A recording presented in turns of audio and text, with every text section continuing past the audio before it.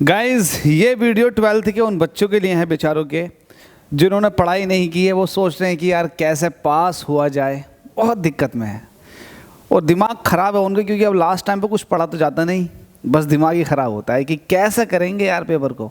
और कुछ ऐसे होते हैं अरे यार चल हो जाएगा। तो मैं आपको बताता हूँ कि आप कैसे पास हो सकते हैं। लिटरली आप अगर ये वीडियो देखेंगे और फॉलो करेंगे मेरी बात को, और मैं कुछ चीज़ें दिखाऊंगा आपको, समझाऊंगा, अगर आप वैसा करेंगे तो डेफिनेटली आप पास हो जाओगे। और हो सकता है थोड़े अच्छे नंबर भी आ जाए, लेकिन करने की कोशिश करना, क्योंकि पूरे साल आपने पढ़ाई तो की नहीं, तभी आप मेरी ये वाली वीडियो देख रहे हो। तो जब पूरे साल पढ़ाई नहीं की है, मस्ती की है, तो फिर इस मस्ती में आप कैसे अपनी ज़िंदगी को और अच्छा कर सकते हैं पास हो करके। तो ये अपने आप में एक बहुत बड़ी बात है कि हमें पास होना है। तो पास होने वाले बच्चों के लिए, मैं इनको बुद्धू बच्चे कहता हूँ कि बुद्धू बच्चों के लिए क्या तरीका है पास होने का। मेरी नज़रों में आप बड़े आसानी से पास हो सकते हैं, कोई मैटर नहीं है। देखो मैं आपको एक चीज़ बताता हूँ। फिजिक्स का पेपर आता है 100 नंबर का पेपर, तो नहीं, पूरा फिजिक्स जो होता है वो 100 नंबर का होता है। 100 को आप 2 हिस्सों में तोड़ दीजिएगा। एक होता है प्रैक्टिकल के 30 नंबर और 70 नंबर होते हैं थ्योरी के। 30 में से तो आपका कोई रोल नहीं बनता, वो तो आपको मिल ही जाएंगे, इसमें तो आप पास ही हो जाओगे, इसका तो कोई रोल नहीं है। बात 70 पे है, तो 70 पे लगभग आपको 24 नंबर लेकर आने पास करने के लिए। तो 70 में से 24 लाना, ये 24 ये बहुत बड़ा टास्क दिख रहा होगा कि यार कैसे 23-24 नंबर लेकर आए, कैसे पास हो। तो पास हो जाओगे, कुछ टफ नहीं है। इसका आप देखिएगा पैटर्न क्या रहने वाला है, आपके क्वेश्चंस किस तरह के आएंगे और कौन कौन से आएंगे। तो ये सारा का सारा इससे कनेक्टेड है, ठीक है। तो देखो आपके क्या आने वाले हैं, एमसीक्यू आने वाले हैं। एमसीक्यू के साथ साथ आपके शॉर्ट क्वेश्चंस आ जाएंगे। अब इसमें शॉर्ट में थ्योरी के भी आएंगे, न्यूमेरिकल के भी आएंगे। एमसीक्यू में थ्योरी के भी आएंगे, न्यूमेरिकल के भी आएंगे। और आपके पास लॉन्ग क्वेश्चन आएंगे, लॉन्ग में भी थ्योरी के आएंगे और न्यूमेरिकल के आएंगे। तो अब आप पास कैसे हो? आपको तो नहीं पता थ्योरी और न्यूमेरिकल क्या होता है, लेकिन आपको फिर भी पास होना है। तो पास होने का सबसे अच्छा तरीका ये है कि आप कोशिश ये करो, बस इतना तो कर सकते हो, आप इतना कर सकते हो कि आप हर एक चैप्टर के फॉर्मूले याद करना शुरू कर दो। बस रट लो, फॉर्मूले रट लो बस, और कुछ नहीं करना आपको, बस फॉर्मूला रटना है। सारे फॉर्मूले याद करने शुरू कर दो। जब आप सारे फॉर्मूले याद करने शुरू कर दोगे, अब दिमाग में ये आएगा कि फॉर्मूले कहाँ से याद करें। तो फॉर्मूलों के लिए मैंने एक अलग से वीडियो बना रखी है। हर एक चैप्टर के जो भी फॉर्मूले हैं 2-4, वो मैंने आपको हर एक वीडियो में इंडिविजुअली सिखा दिया है। हर एक चैप्टर की वीडियो अलग अलग अपलोड हो रही है, तो आप जा करके उसको भी देख सकते हैं। तो आप हर एक चैप्टर के फॉर्मूले याद करना शुरू कर दें। जब आप फॉर्मूले याद करेंगे, धीरे धीरे आप सारे चैप्टर्स को कवर करने की तरफ को चलेंगे।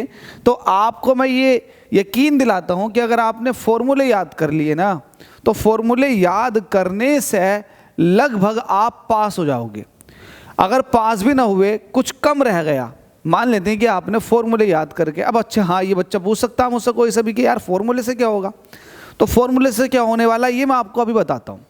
देखिएगा, जब आप एमसीक्यू के अलावा शॉर्ट क्वेश्चन और लॉन्ग क्वेश्चन करेंगे ना, तो इसके अंदर क्या होता है, आपको न्यूमेरिकल दे रखा होता है।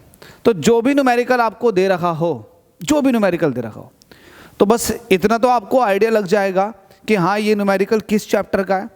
हल्का फुल्का पढ़ने से यार इतना तो एक्सपीरियंस हो जाता है। अगर आप स्कूल भी जाते हो, ऐसा तो नहीं है कि आप बुद्धू इस वजह से रह गए कि आपने पढ़ाई नहीं की।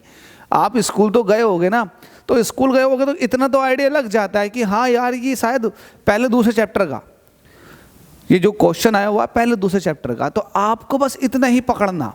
अगर आप पहले दूसरे पकड़ लेते हो, तो आप उस क्वेश्चन के अंदर पहले और दूसरे चैप्टर के जितने भी फॉर्मूले आपके याद आ जाएं, वो सारे लिख देना उसके अंदर। अगर आप ऐसा कर पाते हैं तो स्टेप बाय स्टेप मार्किंग में आपको मार्क्स मिल जाएंगे फॉर्मूले के।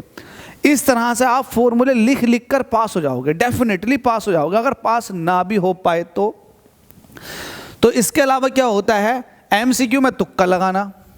भाई इसके अलावा आपके पास कोई जुगाड़ नहीं है। ऐसा तो नहीं है कोई पड़ोसी बता देगा तो वो तो बहुत अच्छी बात है, और क्या पता वो पड़ोसी साला खुद गलत करके बैठा हो, ये भी नहीं पता। हो सकता है कि कहीं से कोड मिल जाए आपको। अगर कोड भी ना मिले, पड़ोसी भी ना बता पाए, तो फिर कैसे है।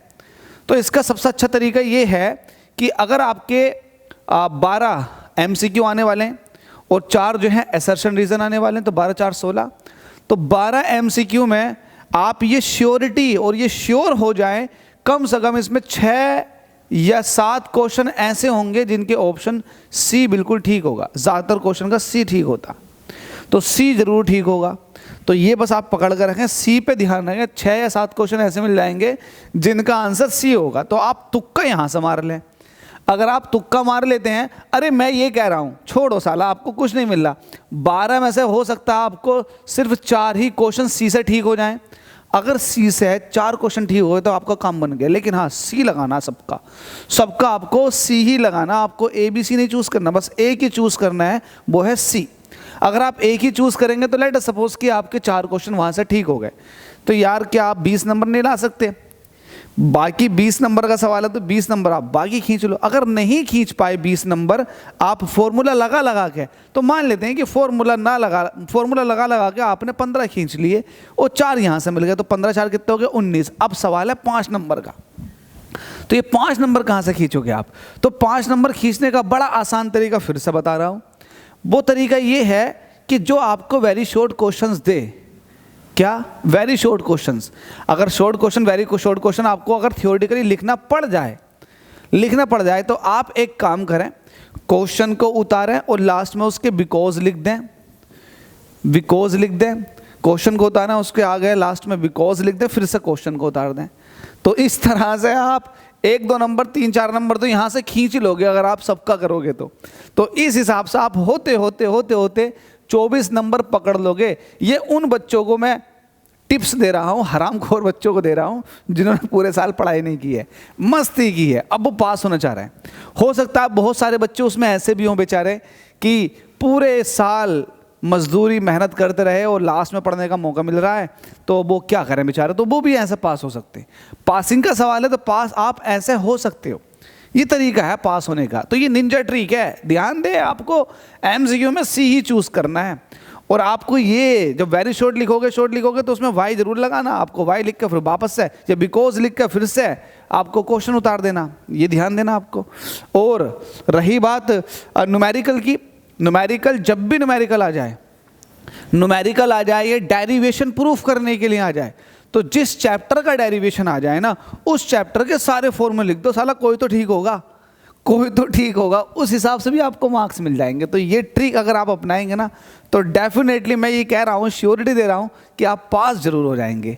देखो, अगर वीडियो पसंद आए, आप ये वीडियो देख के आप इसको अपनाओ और फिर पास हो जाओ, तो वापस से आके कमेंट करना कि सर आपने सही बताया था। और अगर नहीं अप्लाई हो तो भी आके आपको बताना है कि सर क्या हुआ मेरे साथ। चलिए, thank you so much, good luck यार आपके एग्ज़ाम के लिए।